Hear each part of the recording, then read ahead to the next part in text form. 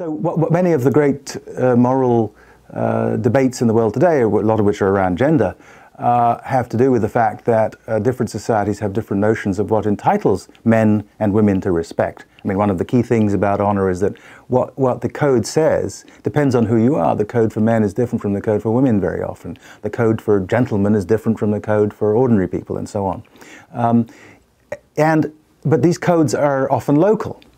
And so if you're going to change the behavior that you don't approve of, if you're going to change female genital cutting or veiling or some other gender practice that you think of as a bad one, the first debate you have to have, the first discussion you have to have is about persuading people that there's something wrong with the way their code is now.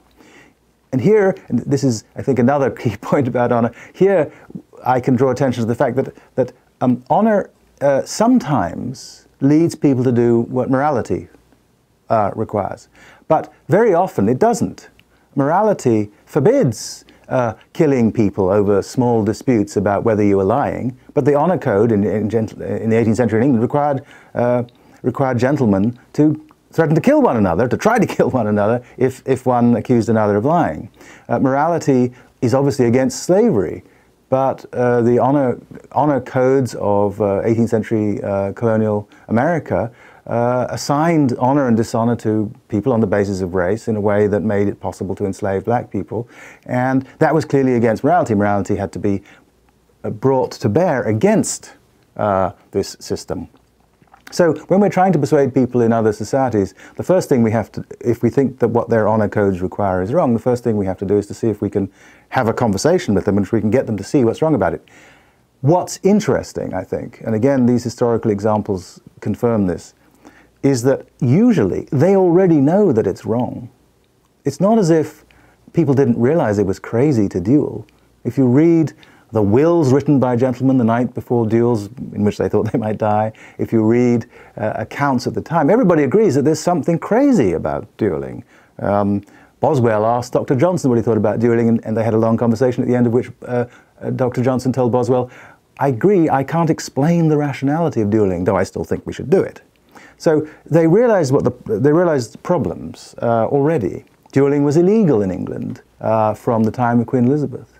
It was against canon law. The popes banned dueling in the 9th century AD, long before it really developed in it. So it's illegal, it's immoral, it's irrational, but people do it anyway. So very often, when you want to begin these conversations, you're already got something on your side. It's already clear, for example, that female genital cutting causes pain to girls, and that other things being equal is a bad thing. Nobody in these societies thinks that causing pain to children is a good thing. It turns out that certain forms of female genital cutting reduce fertility. These are societies in which people care about having children. It turns out that it often produces infections. It's not like they think infections are great. So you have to begin the conversation by getting them, and it has to be a respectful conversation, otherwise they won't listen to you and they won't learn anything and you won't learn anything about them. In that respectful conversation, you can get them to see something that often they already know, which is at some level that it's wrong. And then you have to figure out how to get honor to concede to morality. And my thought is, don't abandon honor, reshape it.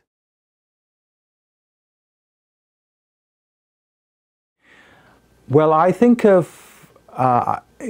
philosophers usually end up, because we care about distinctions, using words in slightly offbeat ways. So I use the words ethics, morality, and honor in ways that I don't say they're the dictionary ways of using them, but they're ways, I try to use them consistently in these ways to mark an important set of distinctions. So morality consists of the norms about how we ought to treat one another. Ethics is about the norms about how we ought to live, which of course includes the norms about how we ought to treat one another, but goes beyond them. We ought to pursue our own dreams and respect our own individuality, which isn't about how you treat other people. And honor, as I say, is this system of codes for assigning respect. Now, so both honor can be important both to morality in my sense, both to how we should treat one another, and to ethics, the sense of how one should live one's life.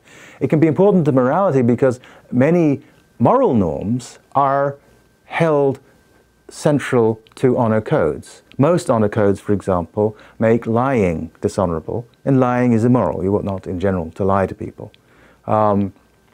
So there's a case where honor lines up with morality normally.